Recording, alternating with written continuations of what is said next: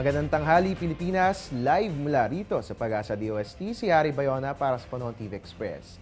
Mga kababayan, dahil papasok na po ang panibagong linggo, mahalagang malaman natin ang aasahang lagay ng panahon nang sa gayon magabayan tayo sa ating mga gawain. Sa puntong ito, silipin na po natin ang 3-day weather forecast na inilabas ng Pag-asa.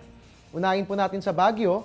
Fair weather po ang ating mararanasan dyan bukas. Magpapatuloy po yan hanggang sa araw ng Martes. Dito naman sa atin sa Metro Manila, partly cloudy skies po ang ating mararanasan simula po yung bukas hanggang sa Tuesday. Wala pong dapat alalahanin. Pwede na pong ituloy ang plano ng paglalaba.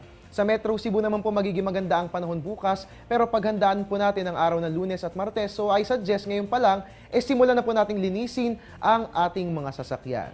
Sa Metro Davao, fair weather po ang ating mararanasan. Simula po yung bukas, magpapatuloy hanggang sa Tuesday. At bilang panghuli, sa Zamboanga, partly cloudy skies po ang ating mararanasan. Simula po yung bukas, magpapatuloy po yan hanggang sa Tuesday.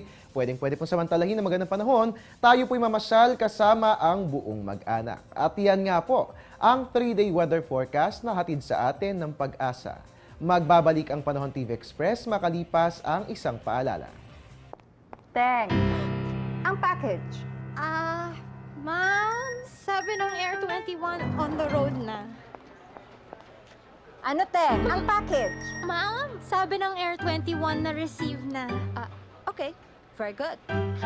Basta padala, sagot ka ng Air 21. May real-time delivery updates via text para worry-free ka. Teng, ang package, napadala mo na? Yes, ma'am, sa Air 21. Sa Air 21, sagot ko, padala mo.